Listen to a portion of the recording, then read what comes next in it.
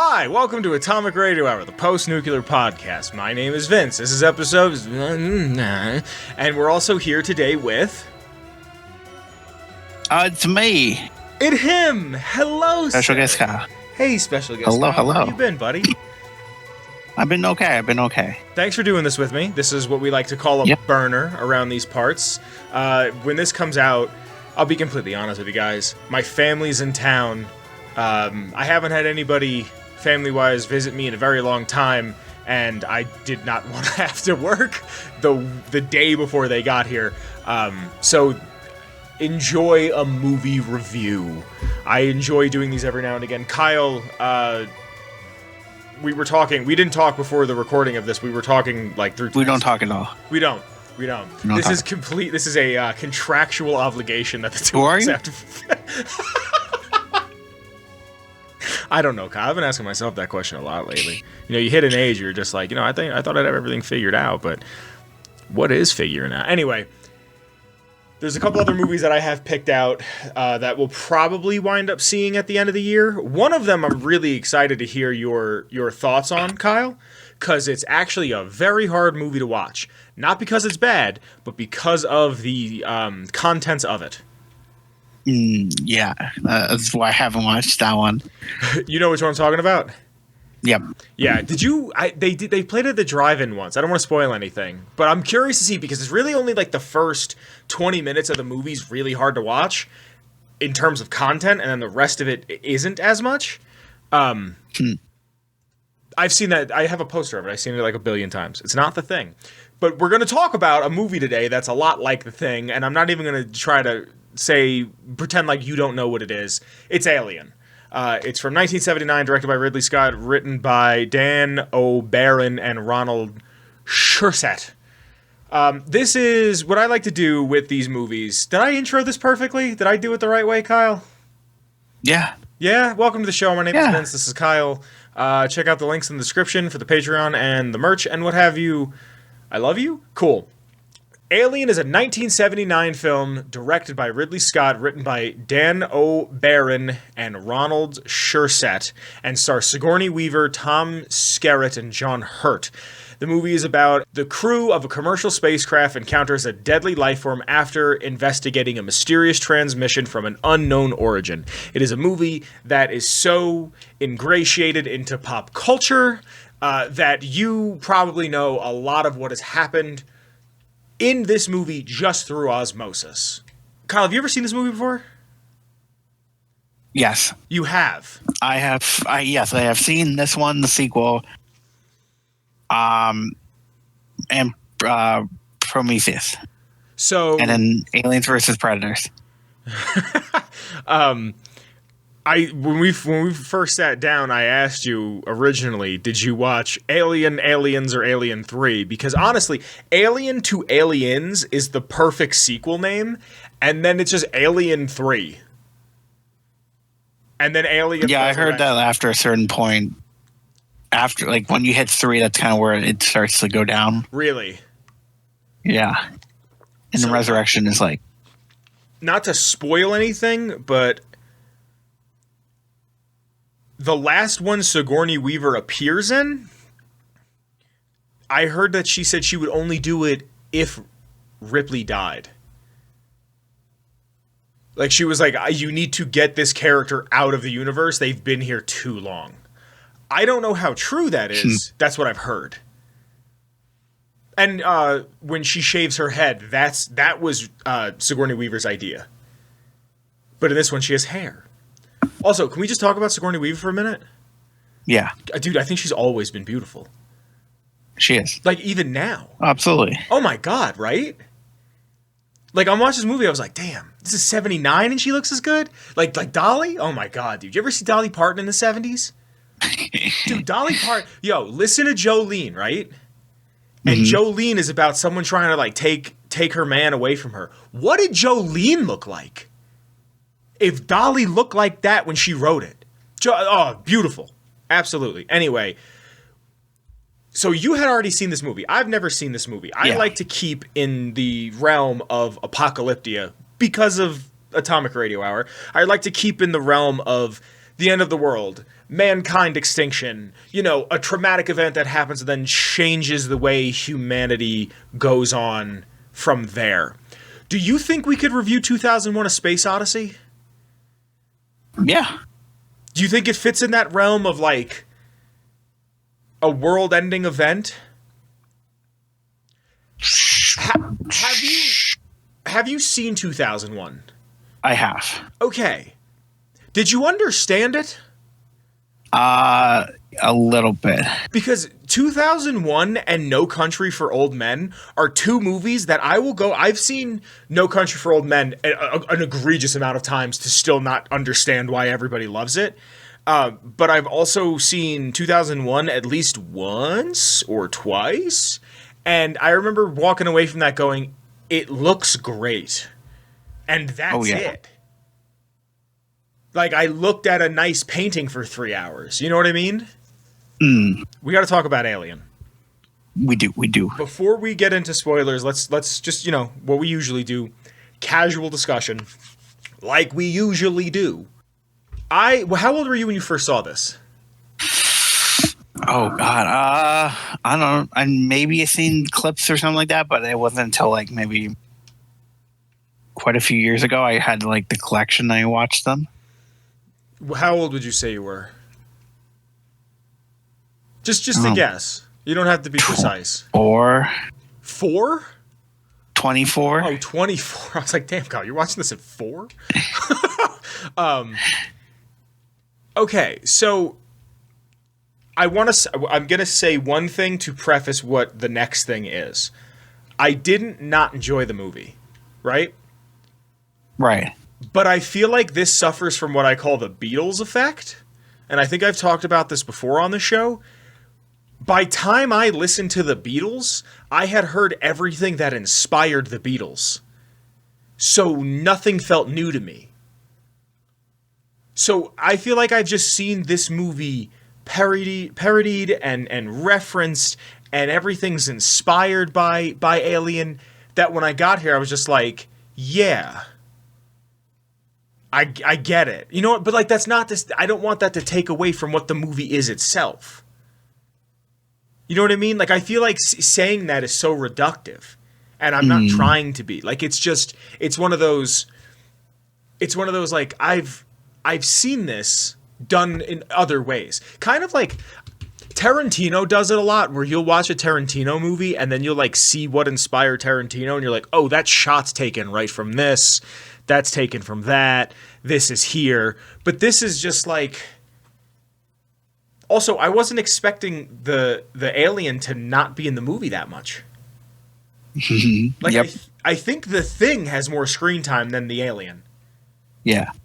Which I thought was interesting. What was your favorite part? Could you say it without spoiling anything? Let me ask that before I ask that the second question. No. Okay. Is there anything you don't like about the movie that you can say without spoiling anything? Nothing's coming to mind. Okay. We're about to get into a spoiler discussion of the movie Alien from 1979. Kyle, you ready to talk about this movie with some spoilers? Let's talk about this movie with some spoilers. Cool. We are about to talk about this movie with some spoilers, but before we can do that, we have to go to thank the sponsor of this video. So please, take it away.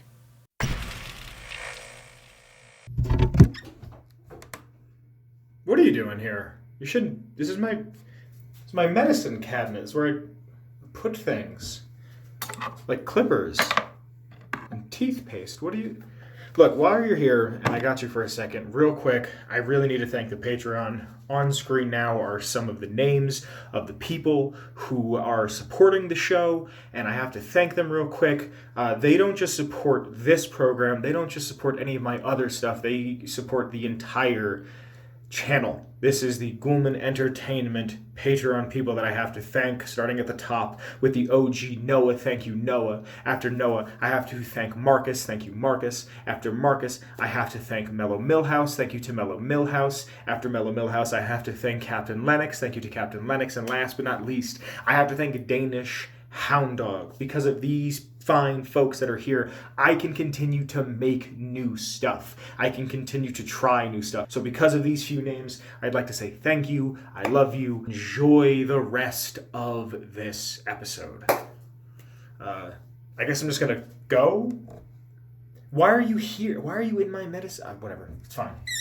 Kyle, wasn't that nice? Ooh, Short, I love that. Sweet. How'd you feel about Can I get one? presenting? What were you going to say? Oh, I was going to say, can I get one? Yeah, dude, you can get 2. Yeah. Yeah, just if you sign up and then use your parents' credit card, which is a really, really like great infinite money hack glitch, because if you still have both of your parents, that's 2 cards. That's what they don't tell you in business school. Wow. So Kyle, I have the Blu-ray right here. Okay. See, that physical media will never die in my home. So it's not, like I said earlier, it's not that I didn't like the movie. I just feel like I've seen all of these scenes. And it's good. The chestburster scene. I knew how that shot was filmed years before I'd ever seen the movie. You know how they filmed it? How'd they film it? They had a countdown. So all the reactions are genuine. They had a countdown started. Let's say I'm going to count down from 5. And then when I say 1, I don't know what the actual countdown is. When I say 1, the chest burster is going to pop out of the prosthetic, right? Right. They counted down from 5, and on 3 they did it. Huh. And there's like other things that they like didn't tell them everything, so they would get genuine reactions out of them. So like I knew that in like 2015 from watching Watch Mojo videos. Huh.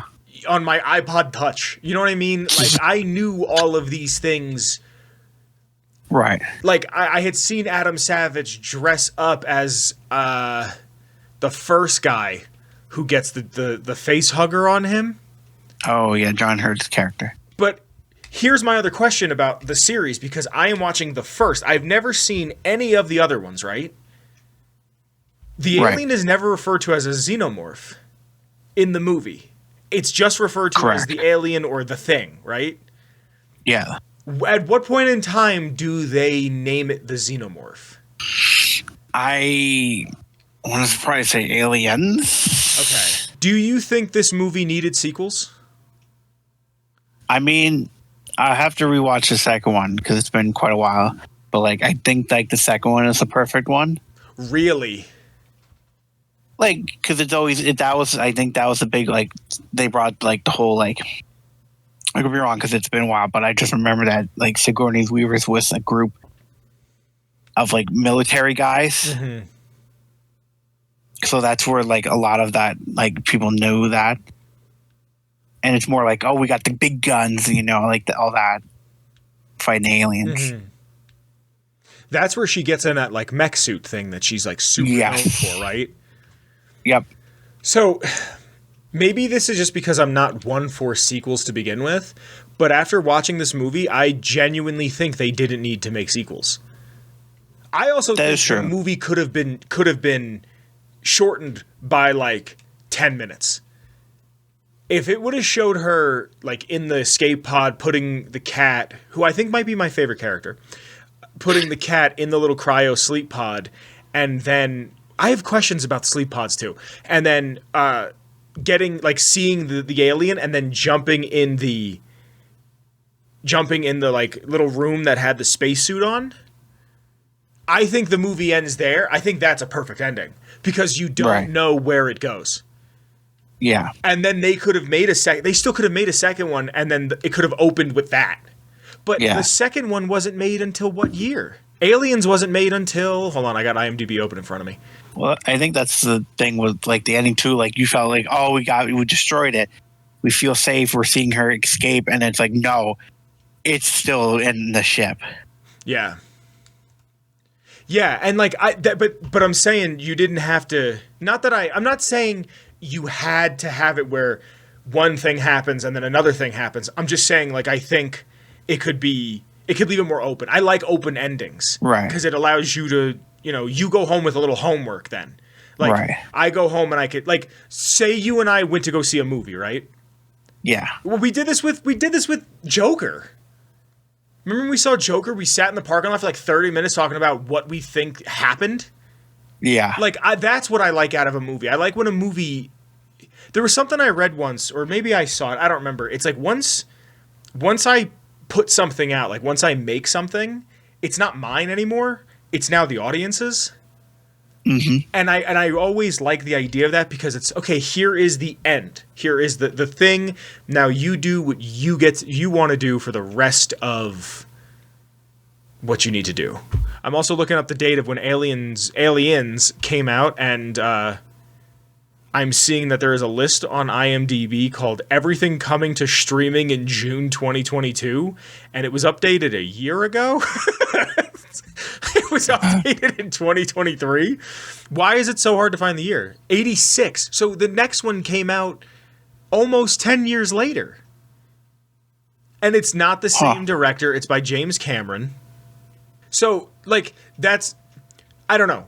Also, I would like to point out that I'm not sure if I'm reading this correctly, but either Alien is on the IMDb's most popular chart at 92. It's at 100 right now. And at number 1 is Civil War. 15 is Godzilla and Kong.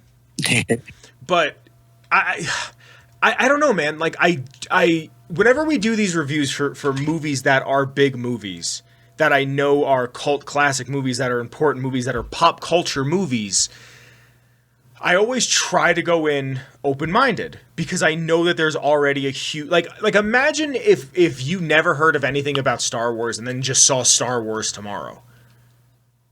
Right. Like, do you think that you would sit there and go, oh, this is where all those references come from? Or do you feel like you'd be like, that's a masterpiece? I think it would be both. Really? Yeah. I think it would be like, oh, okay, I saw that, but then you're like, whoa, pretty cool. See, and that's where I'm like tripped up because I think my expectations, like I said, I try to keep them low, but I think my expectations going in was I'm going to understand every reference I haven't gotten from sci-fi in like the past 40 years, 50 years. And this movie does everything I like. It's a monster, it's a guy in a suit, it's a female protagonist. They're practical effects. It does really good tension. I don't know why it just didn't connect with me. But again, saying it didn't connect with me isn't saying that it's not a good movie. You know what I mean? Like, right. Imagine going to dinner and it's a new restaurant that you really want to try, and it's like, it's a good meal, but it didn't change my life. Mm. I don't know. You say something now, Kyle. I feel like I talk way too much. Please. How do you like the space aspect of like it's not clean, like Yeah. you know, like it's like a dirty or like ship and like space almost? I prefer dirty space. Mm-hmm. I prefer dirty space because there's just so much space that it would make more sense to me that everything would be dirty. Like, do you like Star Trek? No? Yeah. Star Trek always seemed too clean for me. It seems really interesting. Don't get me wrong. It just seems a little too clean. I like when there's... Now, if clean and dirty can exist at the same time, because I kind of think that's what the ship was going for. They all dress dirty. Like, that's what I did really like. They dress like they were blue-collar workers. Like, they dress as if they work on, like, an oil field or something. They're plumbers, electricians. I like that. But I like that it was also juxtaposed with how clean, like, the central area was. Who's your favorite character? I can't remember his name. I like the guy in the Hawaiian shirt. Brett? I don't remember It's his like name. one of the only movies where I remembered everybody's names, which is wild, because you know I can't remember anybody's names ever. That's true. Yeah, I think it's Brett. I really liked Ian Holm, the robot guy. For some reason, he reminded me of my dad.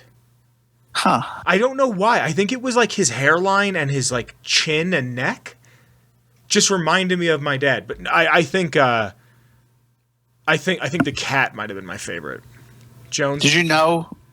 You know, who's a robot?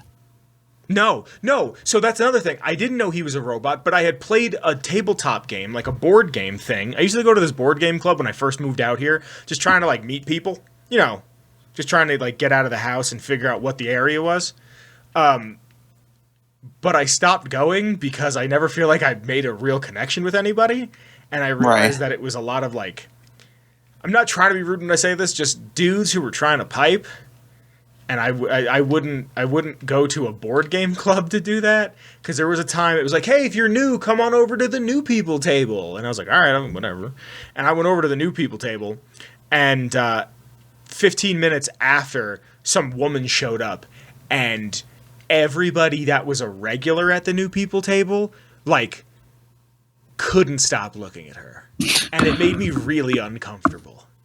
And I thought, you know, I get it. It's hard, especially when you're a 30-year-old virgin.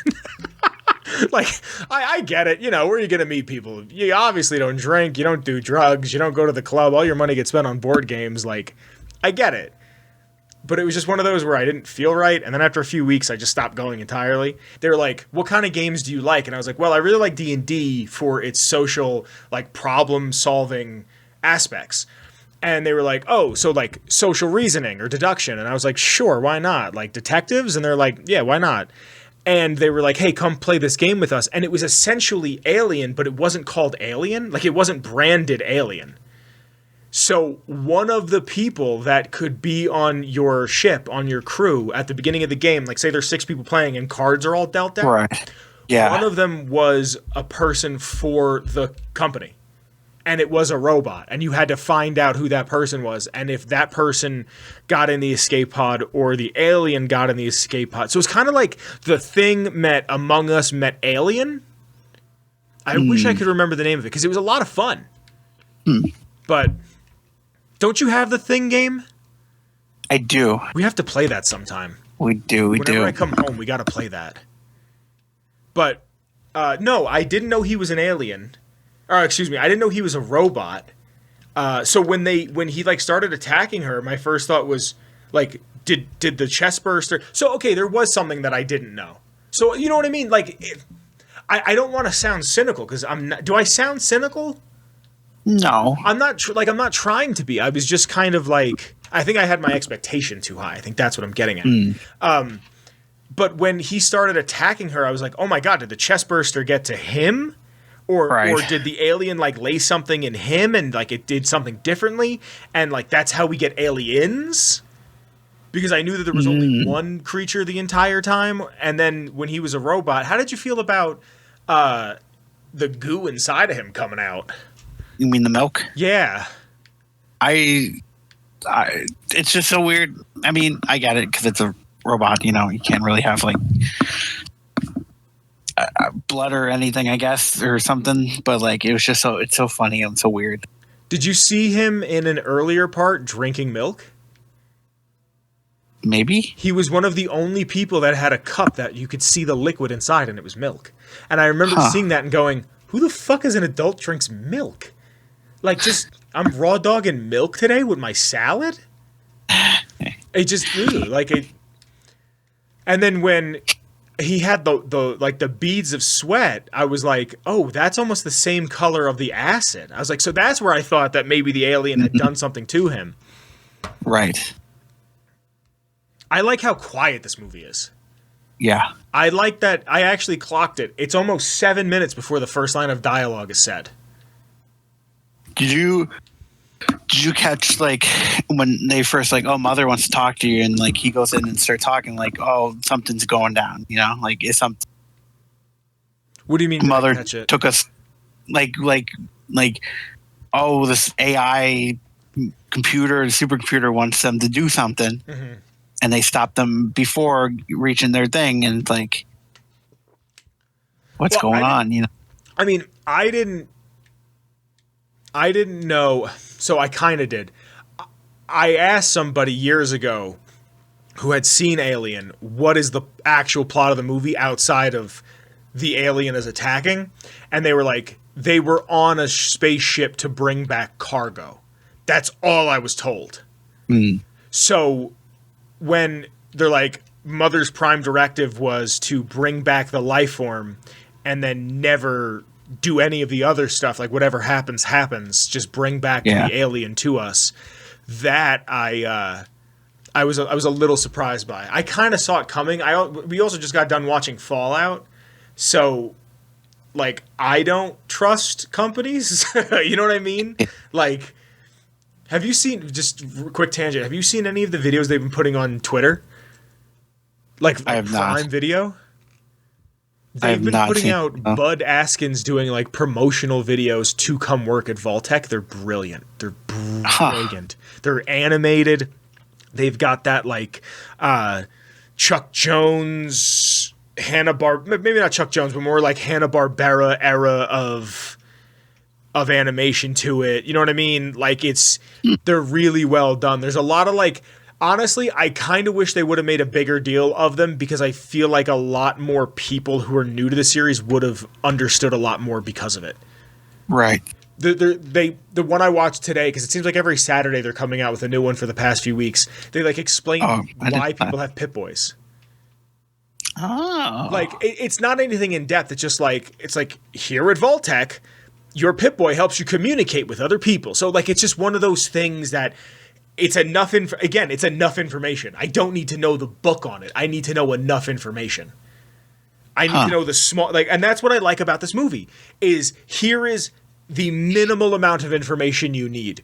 Go let your brain do what your brain do and let you infer everything that you need to do. Because I said it multiple times throughout this. This is just The Thing in space. Yeah. And I think The Thing is a better movie. But I think what does it for The Thing is its soundtrack. Yeah. This movie has such, and I don't mean nothing in a bad way. I mean nothing as it has such a vacuum of a soundtrack because here's repetitive beeps, which plays in its favor because it makes you feel like you're there. Very rarely is there actually ever music, and maybe it's because this movie's made at the tail end of the 70s. But The Thing only happens, 3 years later? I don't know, man. I don't know. I'm like really split on this film. Like I'm upset I didn't enjoy it more. Is there anything else you have to say about this movie? We'll get into fun facts and everything. But there's a theory that I want to bring to you that I want to know how you feel about it. Because I heard it years ago, and I want to bring it up towards the end. Facehuggers still are disgusting to me because they look too spider-like. It's just gross and like, ooh. But like, I like the aesthetic of it, like that dirty space kind of, like the quietness, stuff like that. Like his art. Yeah, I that's another thing I can appreciate. It like, maybe shitty word choice, but it looks so alien. Yeah, like the alien relics look so devoid of anything human. Mm-hmm. Like it does what it needs to do very well. It's a well-made movie. The practical I'm a big sloppy slut for practicals, Kyle. Before we move on, though, did you watch the 1979 version or the 2003 director's cut? I don't know. I watched it on YouTube. Oh, let me Google it real quick. It was free on YouTube. It was free on YouTube with ads? I think. Yeah, because I'm Prime. Oh. Free with ads. Xbox has that going on. What's up? You get 3 months free with Xbox. Of YouTube? Really? Free. Yeah. No way. I hopped on to that really quick. You hopped on it? I hopped on and I was like, I don't want to watch ads. See, I only ever watch YouTube on my desktop, so I don't have ad blocker, is what I'm saying. I've never installed ad blocker, and even if I did, which I wouldn't. I would make sure that all my favorite creators have ads because I love them and their entertainment means a lot to me. Which is like, I'm not being facetious. Like, they do. I need to be entertained. It is 2024, and if I don't have a skibbity toilet video, a sand cutting video, Family Guy funny moments, a GTA ramp happening at the same time, I don't know how I'm going to function. So the version on YouTube that I'm finding seems to be the 1979 theatrical release, and it's owned by Disney. That's so funny. That's so funny. This movie is owned by Disney. So, Kyle, I'm going to give a little bit of a heads up for this one, and I normally don't do this type of thing, but I understand that it could be hard for some people to hear about this thing, so I believe this is what the kids call a triggered warning, right? Who is texting me at this hour?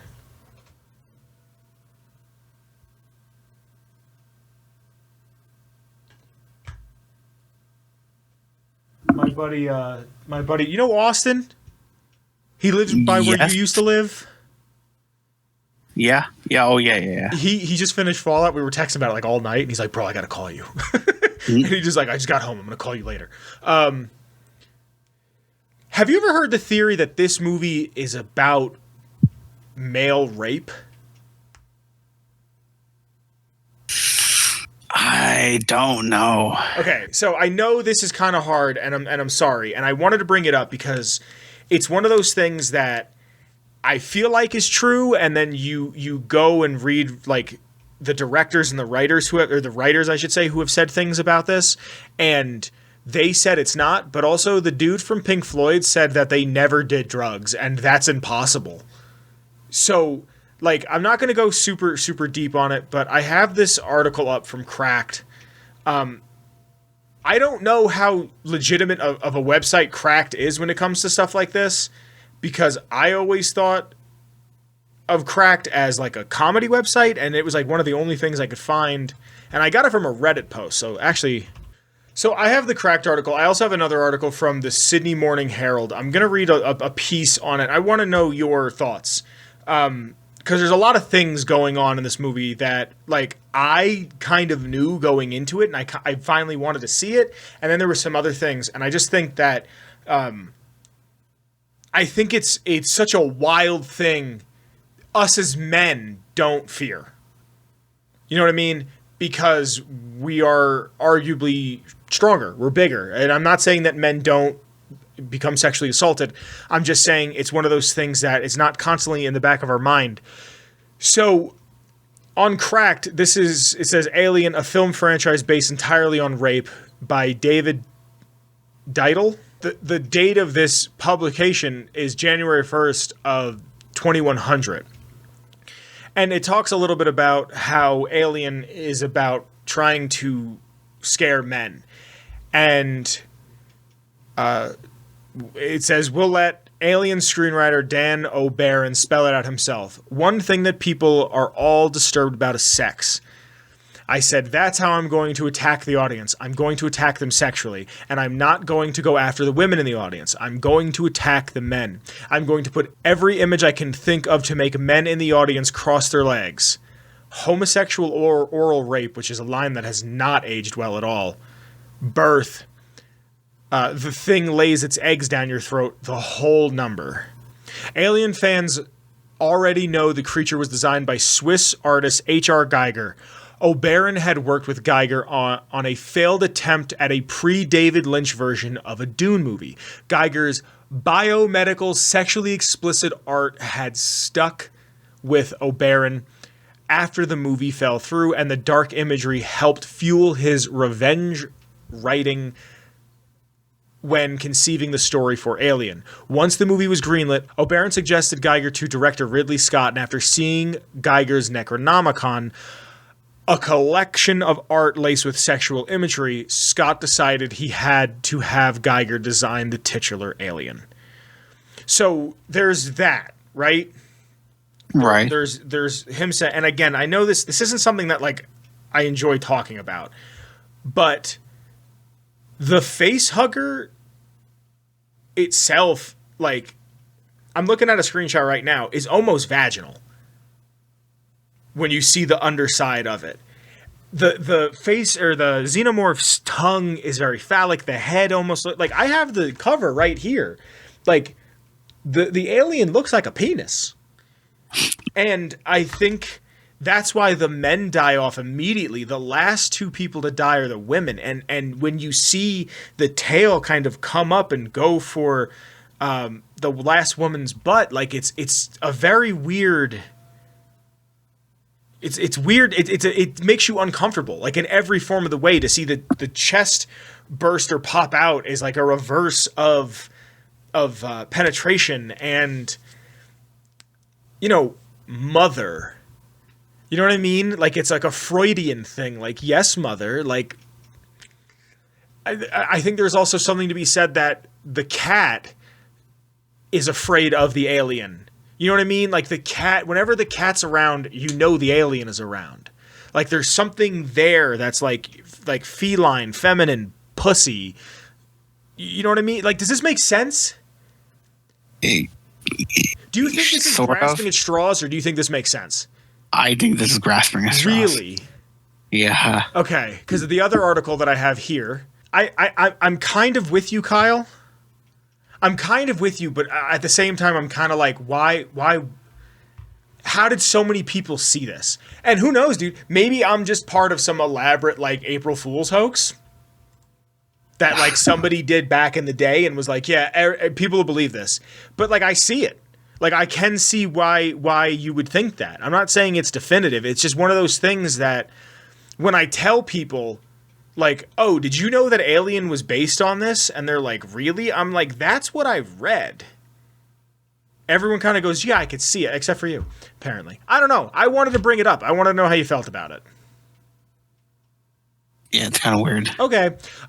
Sorry. Kind of weird. That is the end of the uncomfortable segment. Kyle, would you like to get into some trivia? Yes, let's get some trivia. I get all of my trivia off of imdb.com, the International Movie Database. IMDb, if you will.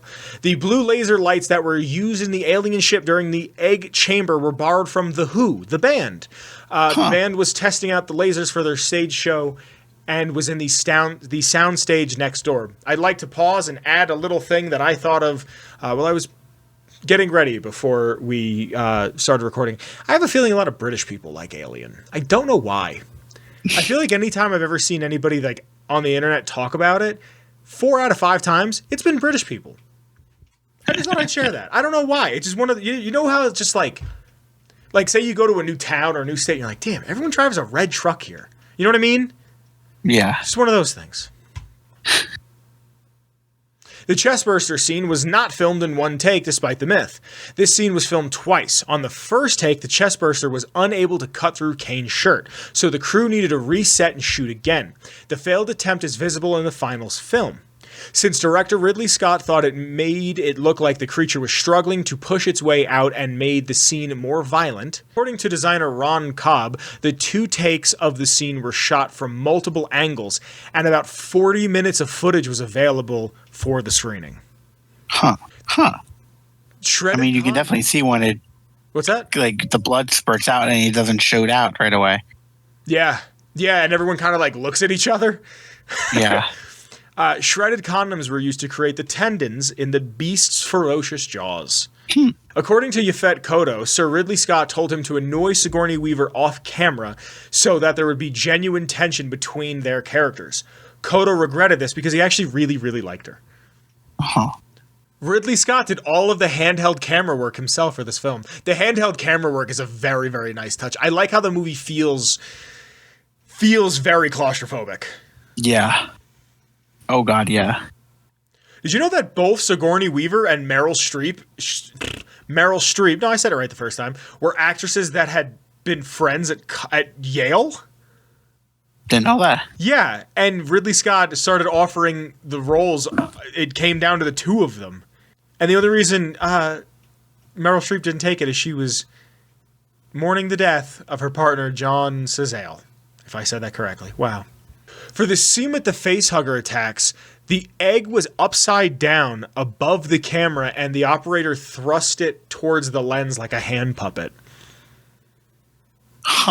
The writers of the film were inspired by World War II stories about so-called gremlins, monsters that had supposedly stowed away on fighter planes. However, during the early development of their script, they ran into a writing impasse while trying to work out how their aliens could get away aboard the ship. Susset came up with the idea of the alien fucks one of them. Cool. I love that. I love that. What? A gremlin? Well, the alien, yeah. Oh. The alien, quote, the alien uses the F word, one of them, which was eventually developed into the facehugger concept.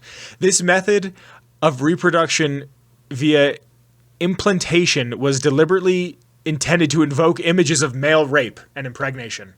So both writers were adamant that facehugger victims be a man. Firstly, because they wanted to avoid a horror cliche of women being depicted as if they are easy first targets. Secondly, because they felt that making a female the casualty of symbolic rape felt inappropriate. And thirdly, to make male viewers feel more uncomfortable with the reversal of gender conventions.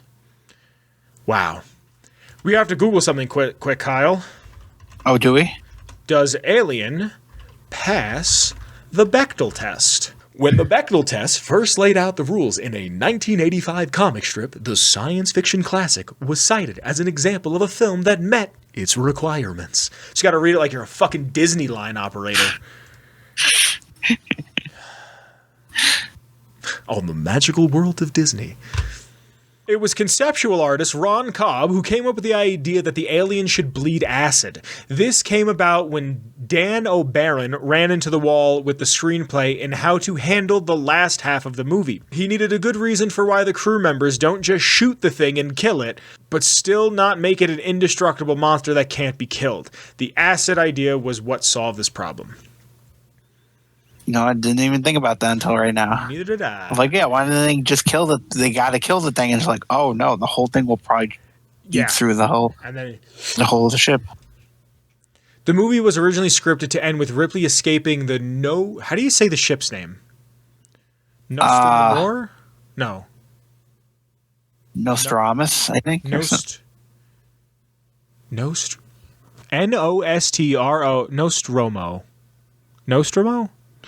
In her shuttle, and the alien dying on board the ship. Ridley Scott thought the ending was way too simplistic, so he negotiated with the studio. What? I mean, you were just saying that. It's like, oh, it just could have ended on the ship. I'm telling that last 10 minutes felt like too much, in my opinion. So he negotiated with the studio for an additional $500,000 budget a week for filming to add a fourth act to the movie showing how the alien had stowed away aboard the shuttle. Scott initially envisioned a very dark ending where Ripley tries to flush the alien out, but the creature climbs back into the shuttle. Ridley harpoons it, but it makes no difference. It runs towards her, slams through her mask, and rips her head off. It would have then sit in her chair and started mimicking Captain Dallas's voice, saying, "I'm signing off. Hopefully, the network will pick me up." Really?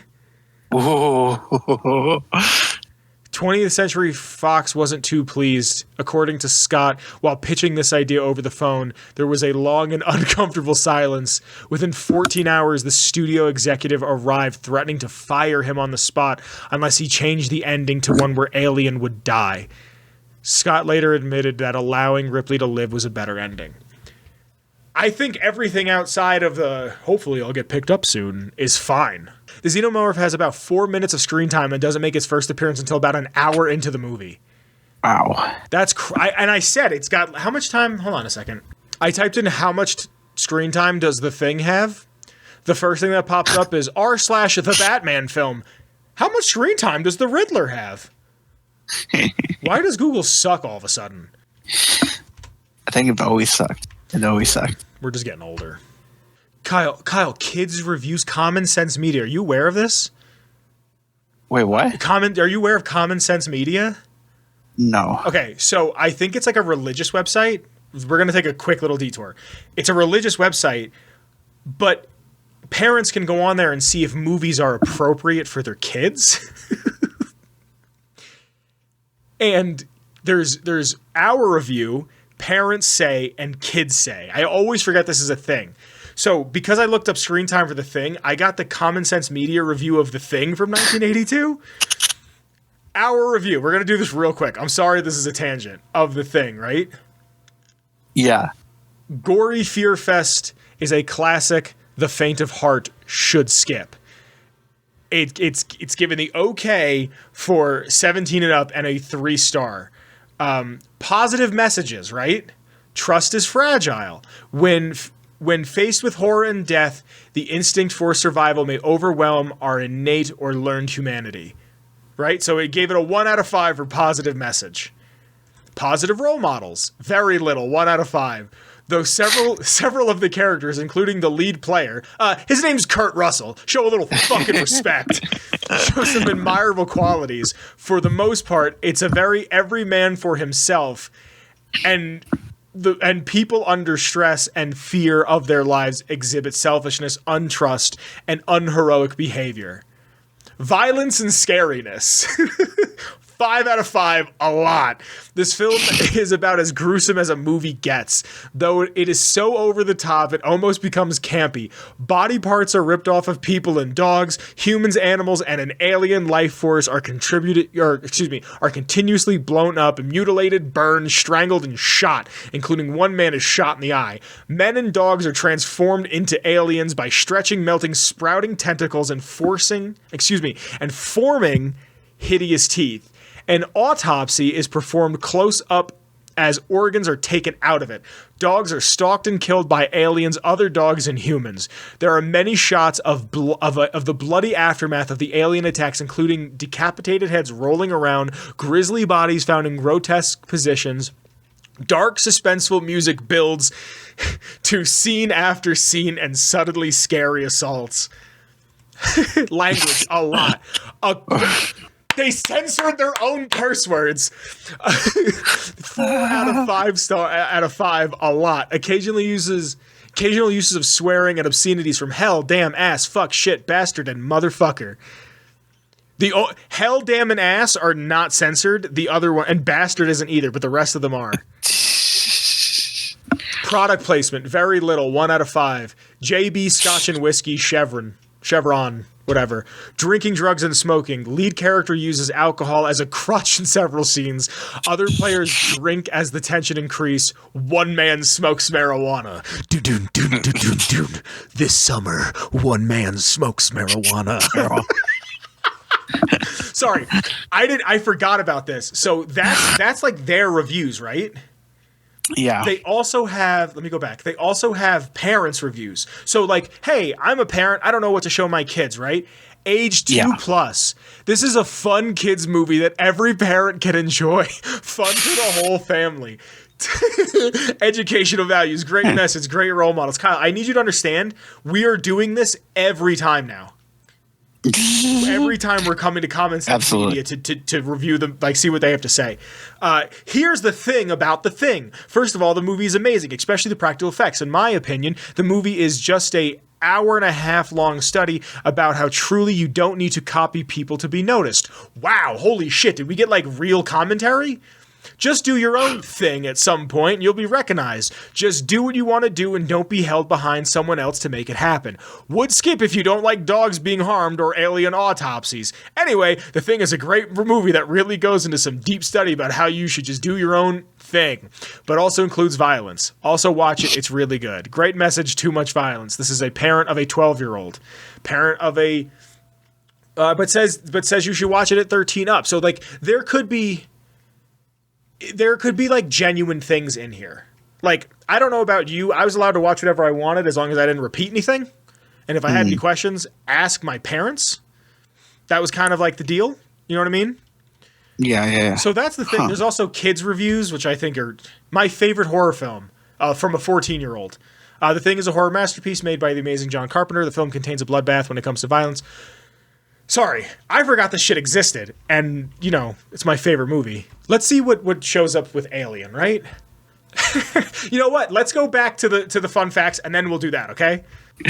Oh God, I can't wait to see what they say about aliens. When Ridley Scott was asked why Ripley would go back for the cat, he responded with, "I would go back for my dogs." The dead mummified alien is commonly referred to as the space jockey. This is a term which originated from the script version where the crew discovers a man-made building called the Cylinder and a crashed experimental spaceship with a dead human pilot inside, which Dallas calls one dead space jockey. This term stuck with the production crew who applied it to the dead alien pilot that appears in rewrites. The name was subsequently adopted for the creatures and its race by fans for the movie, even though the name itself isn't used anywhere in the movie nor the final script.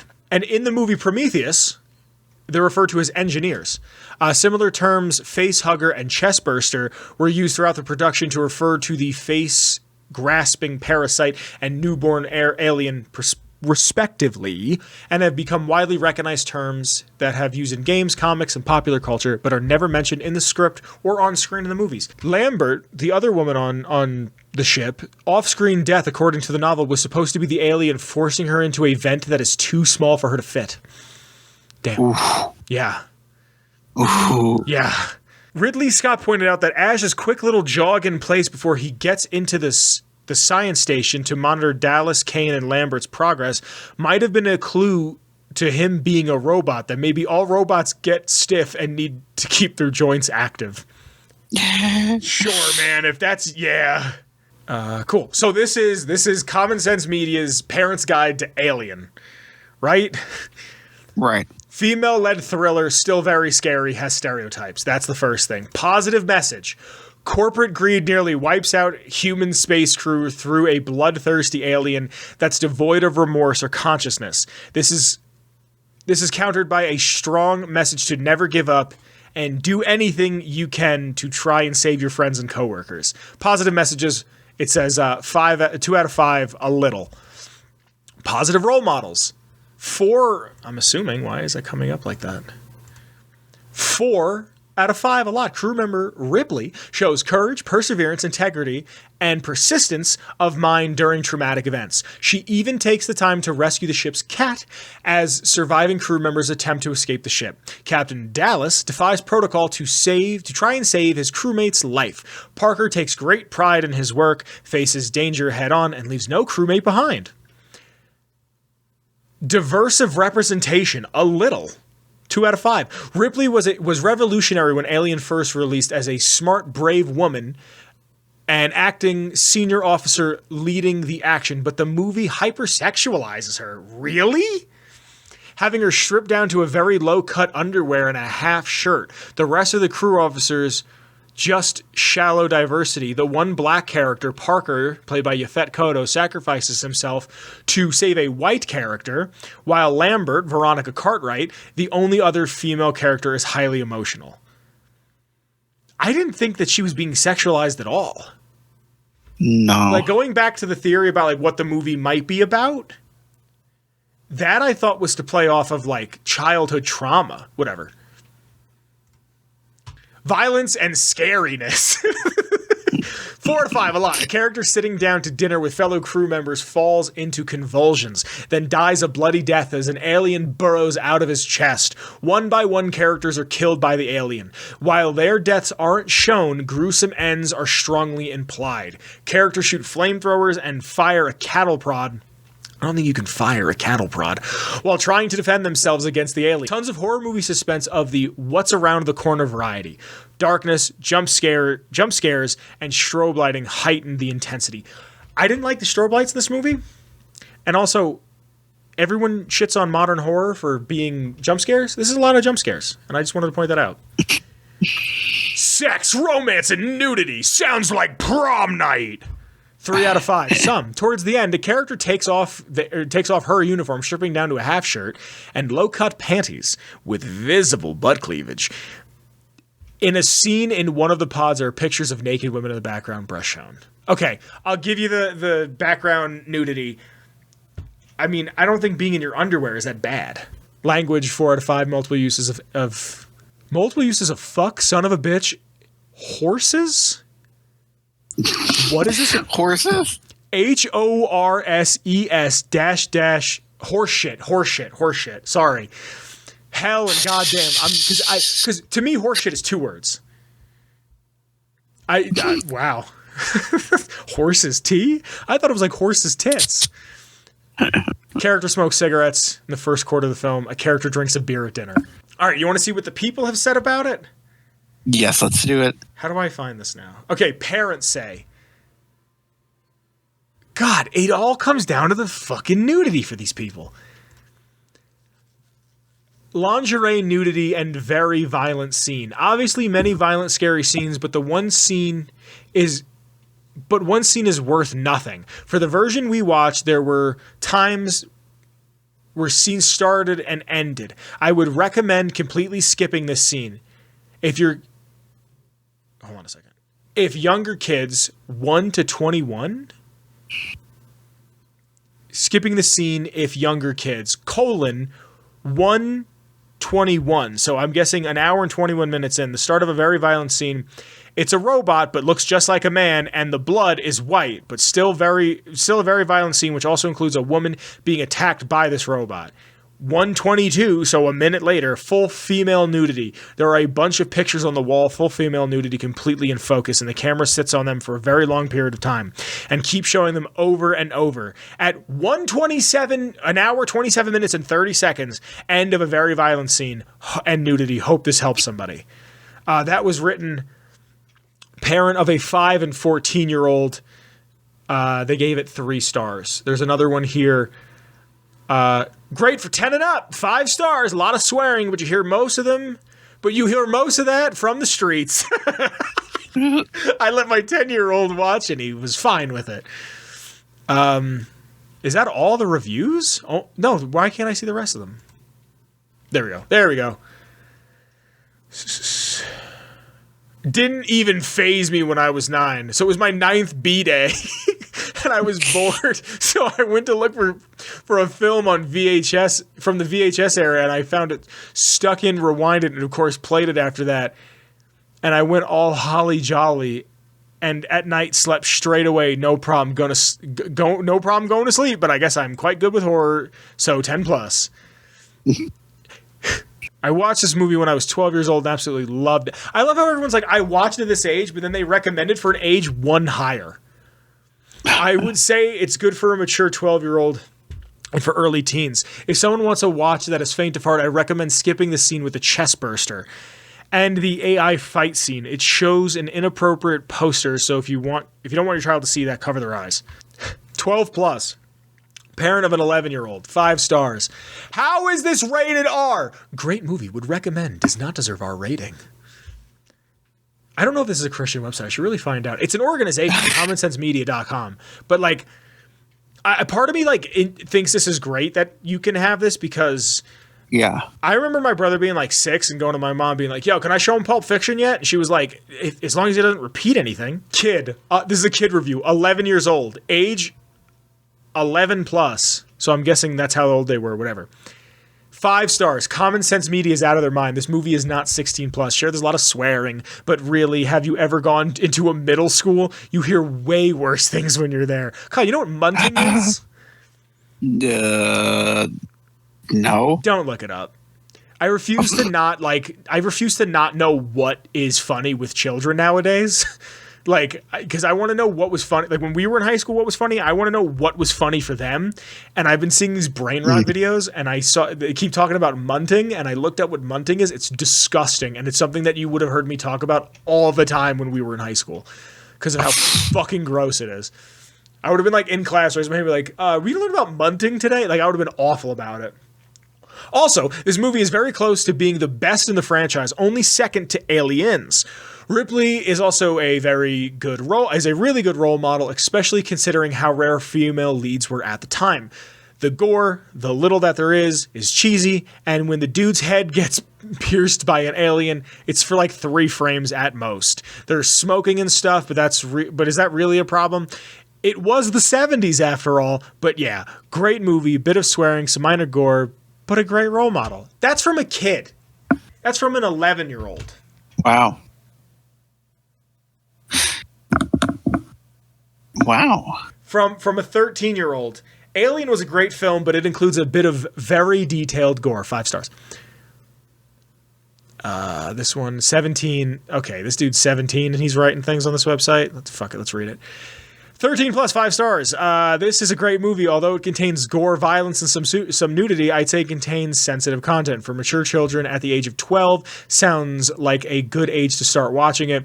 With a parental guide, of course, I have run into some pretty disgusting scenes that almost made me sick. And for anyone who wishes to watch it alone, anyone who has experience may be able to watch it at the age of 13. These aren't funny. These are real. Disappointing.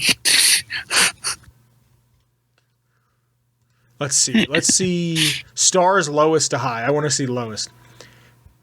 Written by a kid. It says 9 plus 2 stars. I had high hope for this movie. It ain't that good or scary. Holy shit, this is a dissertation. 13 plus, written by a kid, mediocre at best. Okay, so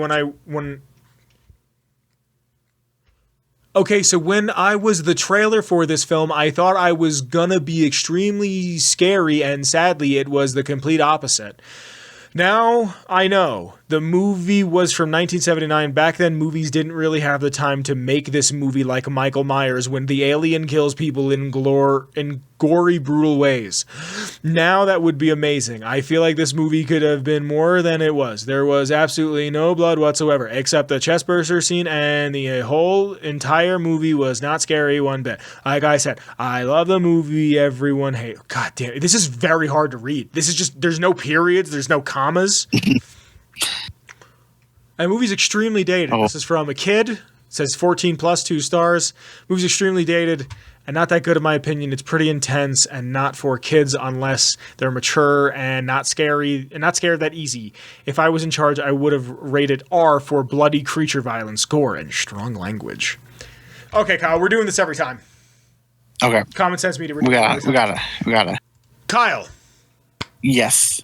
What would you say your rating for 1979's Alien, the movie? I'm going to give it a 8 out of 10 glasses of milk. I'm going to give this one, I want to give it like a 5.9. Weird allegories that I'm not really sure if are true or not, and I doubt they hold up in the next film, and that's kind of the reason why I said maybe this one should have been made once, especially because the second one wasn't written by or directed by any of the people that were involved the first time. Out of 10. I liked it a lot, though. Like, don't get me wrong. Like, that's the thing, is like the whole time I feel like I was like, no, I liked it. It was just, you know, like, I don't know. It's of a different era. They don't make movies like this anymore. The dude in the suit was great. I enjoyed it. I could watch it again. It could go to a 6. I could watch it again. It can go to 5.5. You know what I mean? It depends on how I'm feeling that day. Do you have any final words? I enjoy this movie, and the second movie I like too. You should definitely watch Prometheus. I have a feeling I'm going to wind up watching all of them like over time. I've seen the beginning of Prometheus. It was probably makes no sense. I want to say it was like not 96. It was like 2016. I want to say. And I remember the woman who used to watch my brother. I went to go pick him up. He was young. He was a little man. And I went to go pick him up, and he was watching movies, and he loved Prometheus. And my brother was always like into stuff that I don't think he should have been at his age. But so was I. So who the fuck cares? And, you know, now we have Common Sense Media, so we're all good. And I watched the beginning of it with him. I'm sitting there on the couch with him, and I eventually just fell asleep, which is a thing, apparently. I fell asleep during Alien movies, Kyle. But no, I fell asleep, and I remember I woke up, and he was like, you didn't watch the movie. And I'm like, dude, I'm working like 2 jobs right now. I'm really tired. That's it. I love you. Thanks for watching the show. This has been Atomic Radio Hour, episode 300. Review of Alien from 1979. Thank you for doing this with me, Kyle. The intro music is probably by Shane Ivers. I think I just defaulted to using Shane Ivers for the intro music now. Next week should be a regular episode. Like I said, I have some family in town. I wanted to go spend some time with them. I love you guys. Link in the description to the Patreon, to the Redbubble, to the Discord, my Twitter. Kyle's Twitter, show's Twitter. I love you. I'll see you next week. Bye, Kyle. Bye-bye. Bye, Kyle. Bye, Kyle. Atomic Radio Hour Podcast. This has been a production made by your friends at Ghoulman Entertainment.